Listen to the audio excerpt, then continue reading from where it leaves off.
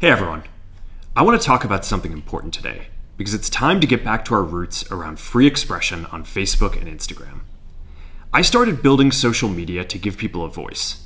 I gave a speech at Georgetown 5 years ago about the importance of protecting free expression, and I still believe this today.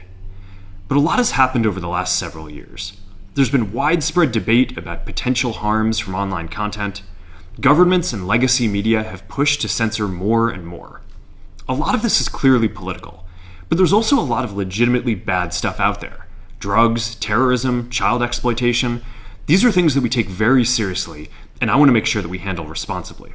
So we built a lot of complex systems to moderate content. But the problem with complex systems is they make mistakes. Even if they accidentally censor just 1% of posts, that's millions of people. And we've reached a point where it's just too many mistakes and too much censorship. The recent elections also feel like a cultural tipping point towards once again prioritizing speech. So we're going to get back to our roots and focus on reducing mistakes, simplifying our policies, and restoring free expression on our platforms. More specifically, here's what we're going to do. First, we're going to get rid of fact checkers and replace them with community notes similar to X, starting in the US. After Trump first got elected in 2016, the legacy media wrote non-stop about how misinformation was a threat to democracy. We tried in good faith to address those concerns without becoming the arbiters of truth. But the fact checkers have just been too politically biased and have destroyed more trust than they've created, especially in the US. So over the next couple of months, we're going to phase in a more comprehensive community notes system.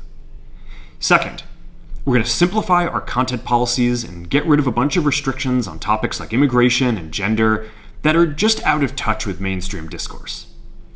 What started as a movement to be more inclusive has increasingly been used to shut down opinions and shut out people with different ideas, and it's gone too far. So I want to make sure that people can share their beliefs and experiences on our platforms. Third, we're changing how we enforce our policies to reduce the mistakes that account for the vast majority of censorship on our platforms. We used to have filters that scanned for any policy violation. Now, we're going to focus those filters on tackling illegal and high-severity violations. And for lower-severity violations, we're going to rely on someone reporting an issue before we take action. The problem is that the filters make mistakes, and they take down a lot of content that they shouldn't. So by dialing them back, we're going to dramatically reduce the amount of censorship on our platforms.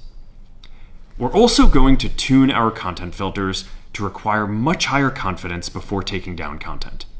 The reality is that this is a trade-off.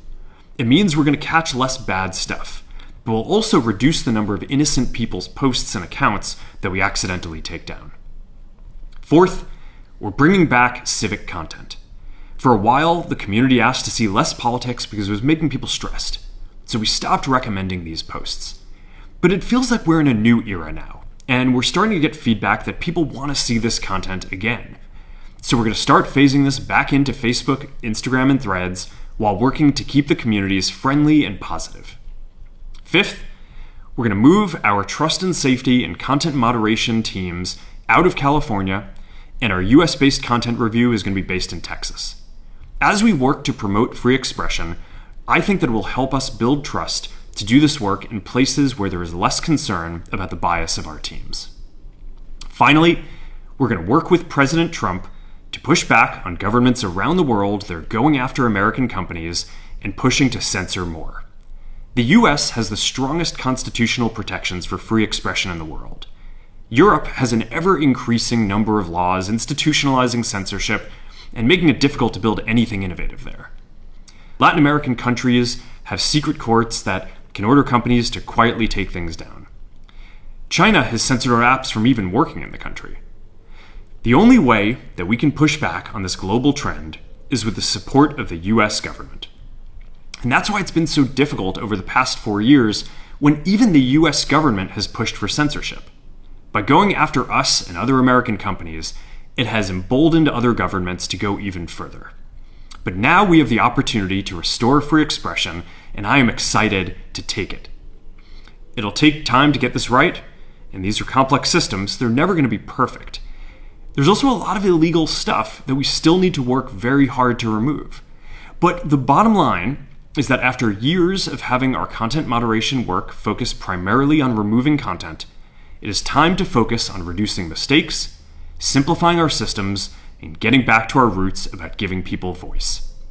I'm looking forward to this next chapter. Stay good out there, and more to come soon.